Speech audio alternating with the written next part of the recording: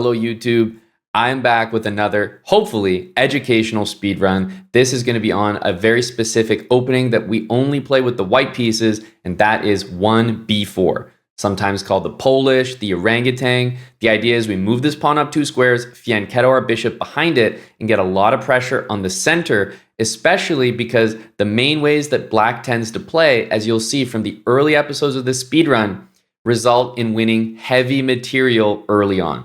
So it was a really successful opening in terms of traps, especially at the lower ratings, and it continued to be effective as we rose up the ranks. So I think you're going to enjoy this one. I was apprehensive myself at first, but I really grew to love it. Enjoy.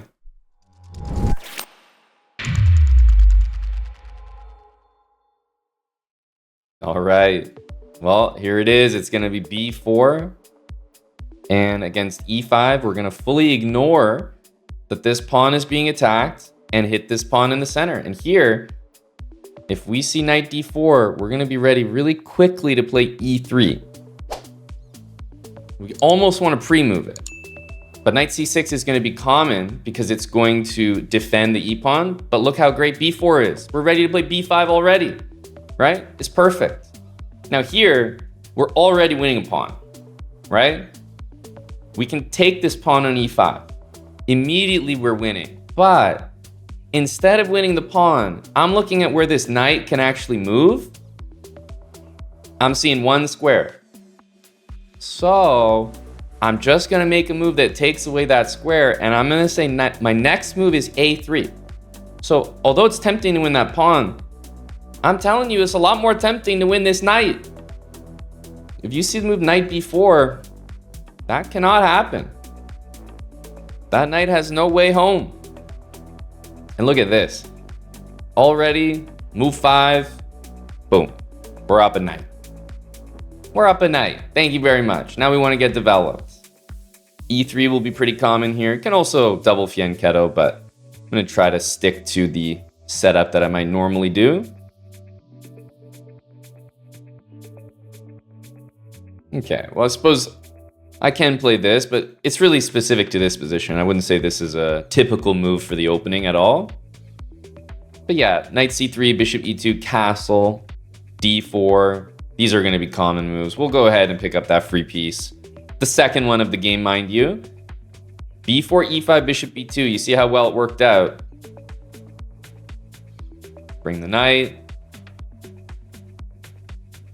We can do the same over here. Black should rush to get castled. It looks like that is going to happen. If e4, it's looking like knight g5 will be played.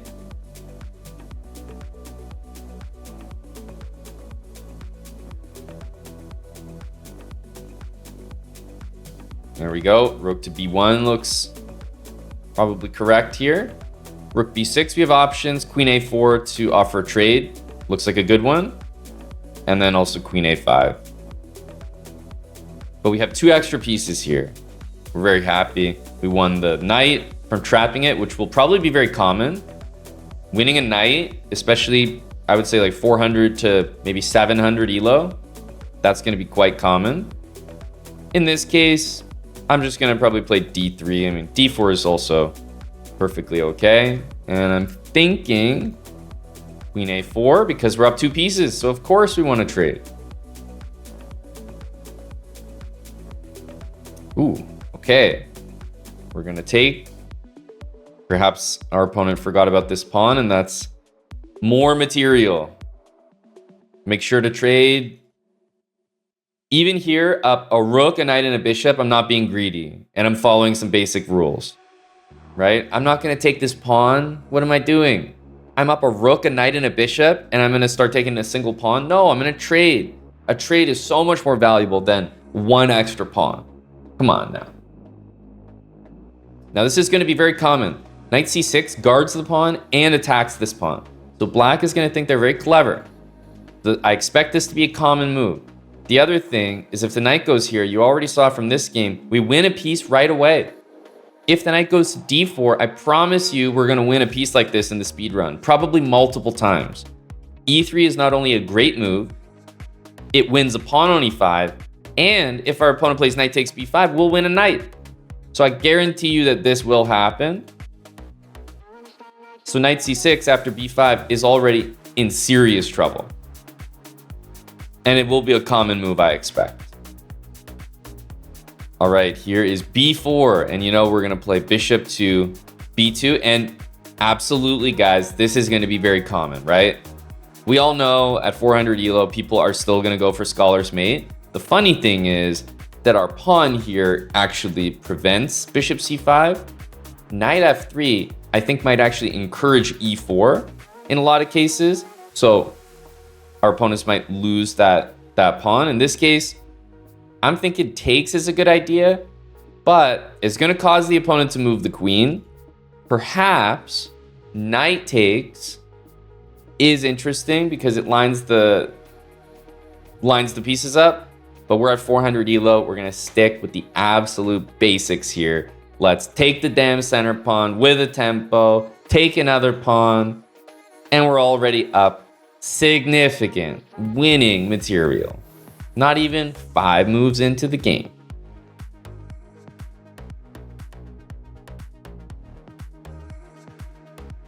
Now, knight here is not a terrible move, offering us a knight maybe instead of the rook. I am going to take the rook.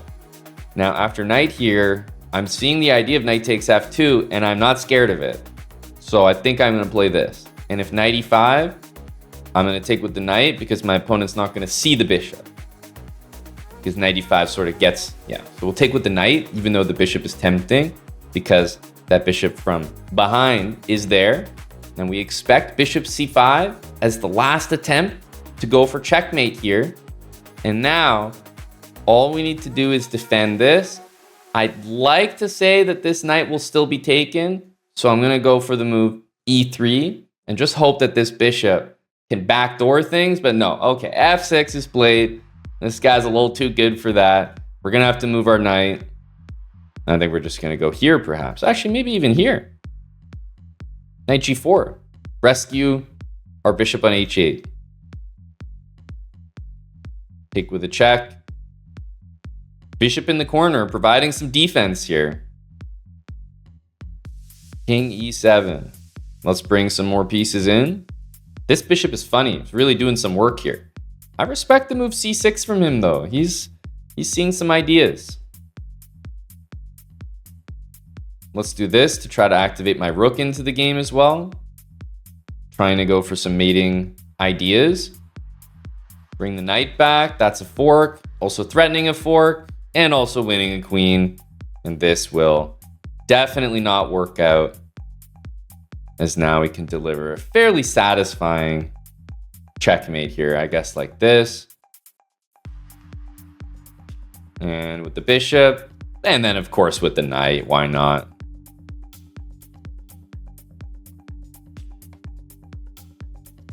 b4. Of course, we're going bishop b2. Of course, we're going... And we're preparing this move very quickly. We got to hover it right in the center of the board. We're expecting knight d4. If we see it, we're playing e3. And you got to be ready quickly, because then they'll hang the knight on b5, or you'll play bishop takes e5. And that's why you have to hit him with b3 very, very quickly for that free piece in the opening, guaranteed.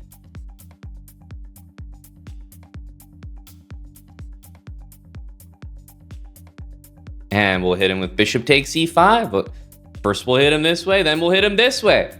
A little bit of this, a little bit of that. Take your knight on this side, take your rook on that side. They don't know what hits them in this opening. b4, you think I'm all about the business over here? Boom! Bishop takes g7. Give me that. Now, the rook is being threatened here on a1. However, we're not concerned at all.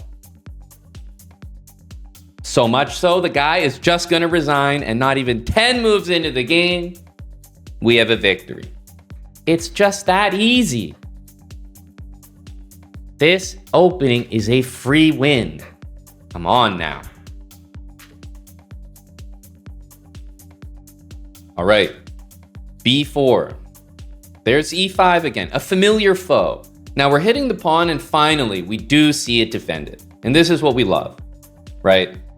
We love to see a new variation for once. The pawn is defended. We need to think, how are we going to fight? It's clear that we need to challenge this pawn at some point, but we have to respect this. Bishop takes our pawn on b4 is now what I would call a legitimate threat. And I usually like to just toss it up the board at this point. This is the square where it's going to be very safe. Not really going to have to worry about it. Now our goal is to sort of chip away at this right here. Let's play e3. When our bishop develops here, we don't need this diagonal open for any reason. Okay, he wants to keep the... he's making a lot of pawn moves, first of all. He wants to keep a little bit of the integrity in the position. Fair enough. I think I'm going to play c4. Oh my goodness, he's all in over here. I respect him. Let's go d4. He's looking for this pawn. That's fine with me. He's taking that one. I think I might take here. This will be nice and messy. He's making a lot of pawn moves. We're undermining the center. When we see f6, definitely we're interested in immediately e3, d4. Like, we want to chip away at that. It's a very strong construction. b4, I credit the 400 for this one. I have to. This is that's a move of champions here. Queen h5, becoming a very serious idea. The bishops are pointing. It's a lot of pawn moves for the opponent, isn't it? A lot of pawn moves. I think queen to h5 now. And if g6, although we can take it, we're probably going to take this one instead. Yeah, so this can be taken, but it's even better to take here. Now, after queen e7, it's very high percentage to take the rook here. Well, after this, it's going to be definitely the move. But this bishop is going to be playing a role from long range. And that means here, we can play the move. Queen g7, supported by, yes, the bishop we moved on the second move of the game. Let's take this. And then we can go ahead and take this one. We're going to take this one back. Oh, he's running. Hang on a sec. We got to prevent this. No, we cannot have you running. Hold on just a second, pal. We do not permit this. We cannot have you running away. Keep him in the middle here. You're not going nowhere, buddy. Yeah, there we go. Reel him in.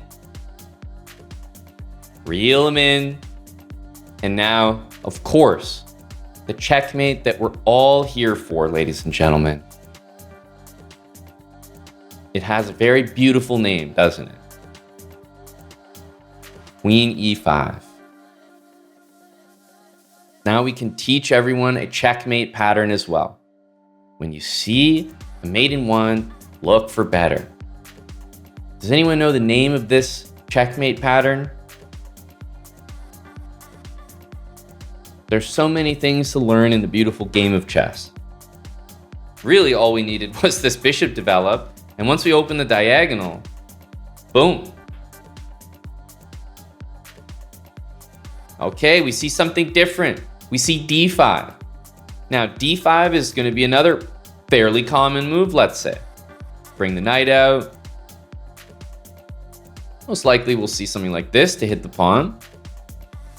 You guys have probably gotten used to the fact, oh, okay, let's play b5. We're happy to win this tempo every single time. And remember, knight here, oh, can't happen. Knight here, can't happen. So knight b4, very likely because it's the only move. But guess what? You lose a piece again.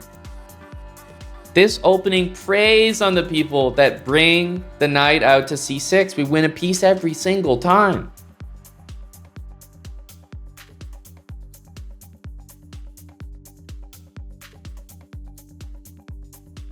And that's it. We've won a piece, I think, every single game. And not just like, oh, we've won a piece against the 400 because you're a grandmaster. No, we've won a piece truly out of the opening within 5 moves just about every single time that we've logged on here. Come on now. Give me that.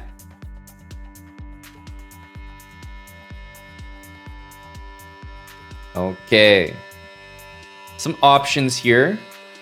I think both are quite reasonable. Which one are we liking? I'll take with the G pawn. We already got an extra piece. Let's open a line here. E5. We're always happy to capture that. Now, of course, we lose this pawn, but we gain a center pawn for the B pawn. That's literally the point of the opening. That's why we do it. We are looking for this. Put some pressure. We'd love to see a move like G6, for example, and we'd equally be happy to see this. I think what I'm going to do here is play Queen C1. I think this will set up Queen B2 with some additional pressure because of the pin here, because we're hitting the bishop, and then we hit the knight. So let's go ahead and play this. And if bishop D6, we have a nice move. If bishop C5, we have a nice move. Now, of course, bishop E7 is the best, but it's got to be played. You got to see these double attacks. And that is not what the opponent does. And this could very well hurt due to the long range pin. Now we have to find the brilliant way to win this game. Although rook takes is very tempting, I have to at least consider bishop takes. But I think my decision will be rook takes, king's gonna move, let's say here, and then rook h7, rook h8, and that should be a checkmating pattern. Let's go ahead with this one. And if the king goes here, we'll just drop back, and we should have a mating pattern there. Let's take. We didn't even need the rest of our pieces. Right? We are ahead a knight and a bishop. Those are the only pieces I'm not using at all here.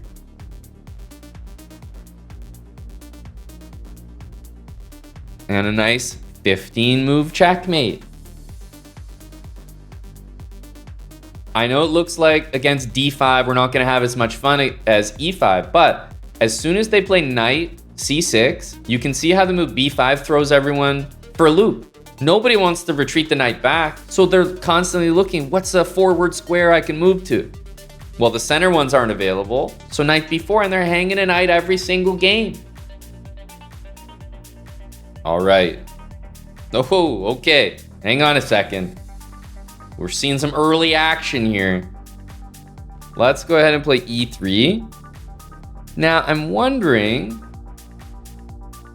what the opponent is going to be planning here. Bishop takes, we get. For this reason, I'll probably play a3 here, but it does become tempting to set up a move like queen h5 with, for example, bishop d3 here. We're seeing a lot of f6, and at least you have to credit the opponent for not losing a pawn on g7. Like, in that sense, it kind of is successful. Here, I think we could play this. It becomes very, very tempting to just play a move like this, but I don't think we're going to overextend ourselves. Let's play c4 to help the bishop develop, and then I'll probably just play knight f3 and castle, but let's wait and see how the opponent responds. Ooh, okay, a lot of pawn moves here.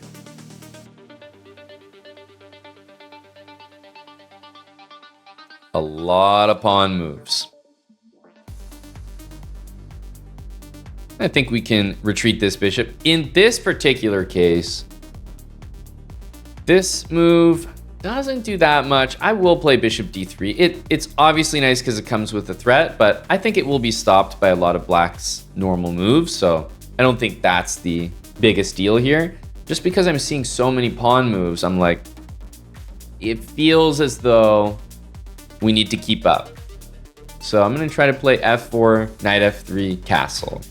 I'm going to restrict this just a little bit. So if it does happen, at the very least, maybe we get some open lines here. Let's give that check.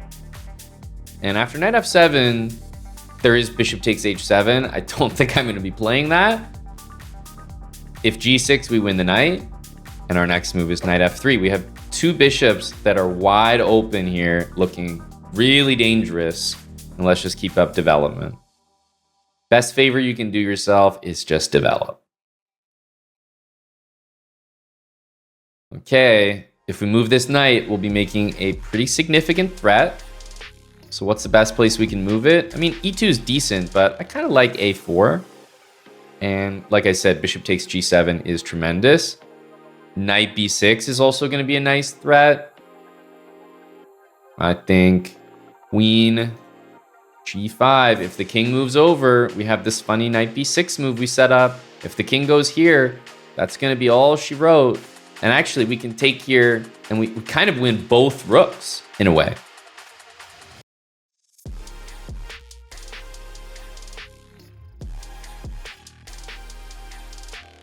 We'll take this with a check. And don't forget, we're taking this with a check.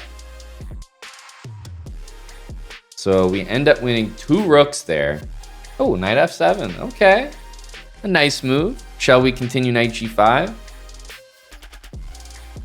I think so. We got to see rook f8 here. Having played knight f7, I think rook f8 is in the wheelhouse. Which way shall we capture? I'd say with the queen. Uncover a threat here. And that's a lot of material going our way. I'll take that. The dark squares have been weak all game. And we'll just keep it simple. I'll take here. I'll go like this.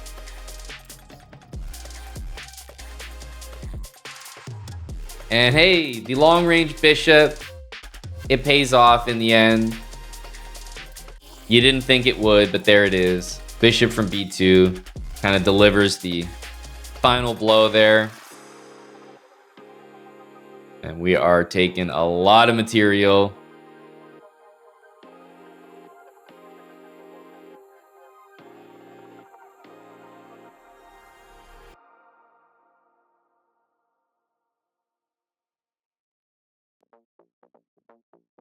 There we go.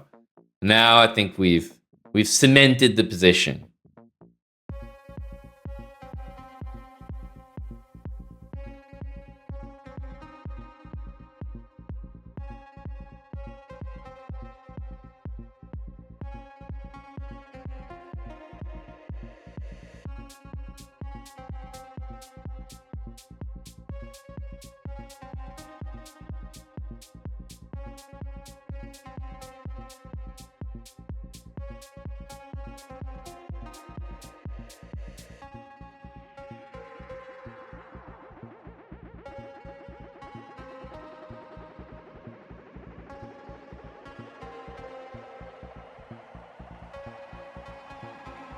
We're gonna need to give some pieces away. Forgive me.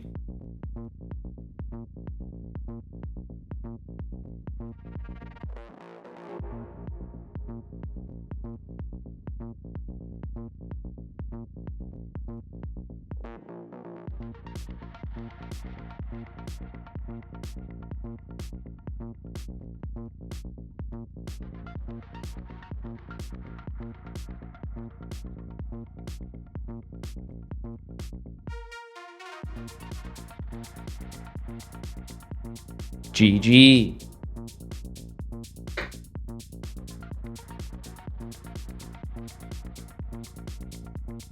You always have to respect the no resignation. That's someone who's willing to contribute. Contribute art.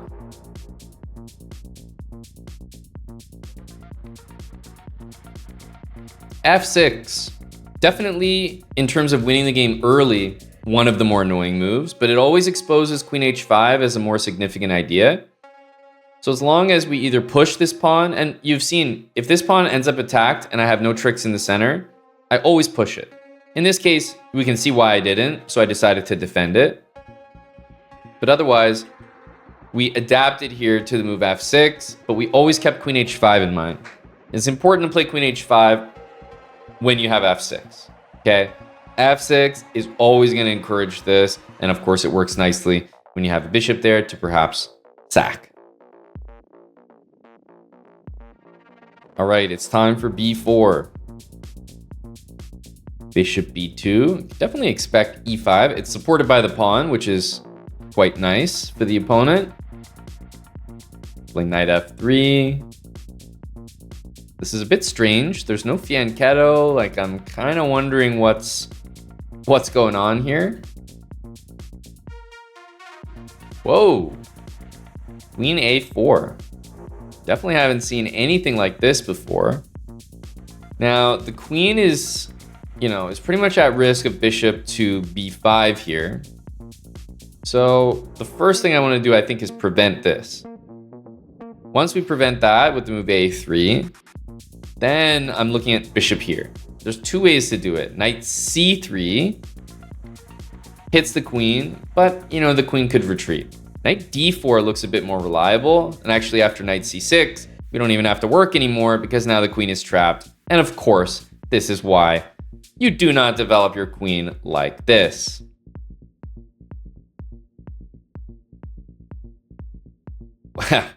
Queen b3, that's not going to help. Pawns do capture diagonally. And it's weird, this move b4, it's just something about this move causes the opponent to play in a way they might not normally do. Queen d7, queen a4 is just, what happened there? 7 moves into the game and we're up a damn queen, and the game is over.